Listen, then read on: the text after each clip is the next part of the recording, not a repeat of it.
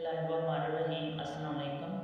सूरह निसा की आयत नंबर 10 से 11 तक का तर्जमा जो है वो मैं करूँगी। इसमें जो है वो बेसिक चीज़ जो है वो विरासत और जायदाद में से जो बच्चों का हिस्सा है उसके बारे में बताया गया है। इस आयत में आयत नंबर 10 से 11 तक के बच्चों का यानी बेटों का बेटियों का जो विरासत में और जायदाद में जो हिस्सा होता है और कितना कितना हिस्सा होता है, और बेटियां जो हैं बहनें जो हैं वो अपनी मर्ज़ी से अपनी खुशी से अपने भाइयों को जो है वो हिस्सा दे सकती हैं।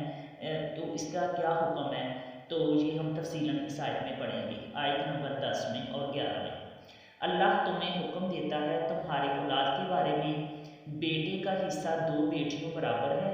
फिर अगर तेरी लड़कियां हों अगरचे 2 से ऊपर तो इनको तरका की 2 तिहाई, और अगर एक लड़की हो तो इसका आधा, और मैयत के माँ बाप को हर एक को इसके तरका से छठा।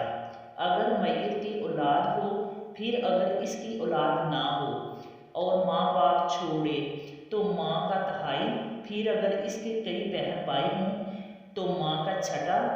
बाद इस वसीयत के जो कर गया और दीन के तुम्हारे बाप और तुम्हारे बेटे, तुम क्या जानो कि इनमें कौन तुम्हारे ज़्यादा काम आएगा। में ये जो लफ्ज़ दीन इस्तेमाल हुआ है, दीन का मतलब है कर्ज। अदा हुआ है अल्लाह की तरफ से, बेशक अल्लाह इल्म वाला हिकमत वाला है। और तुम्हारी बीवियाँ जो छोड़ जाएं इसमें से तुम्हें आधा है।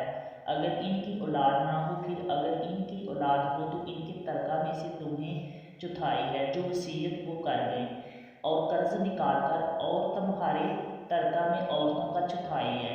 अगर तुम्हारे औलाद ना हो फिर अगर तुम्हारे औलाद हो तो इनका तुम्हारे तरका में से 8वां, जो वसीयत तुम कर जाओ और कर्ज निकाल कर। और अगर किसी ऐसे मर्द या औरत का तरका बढ़ता हो जिसने माँ बाप औलाद कुछ ना छोड़े और माँ की तरफ से इसका भाई या बहन हो तो उनमें से हर एक को छठा।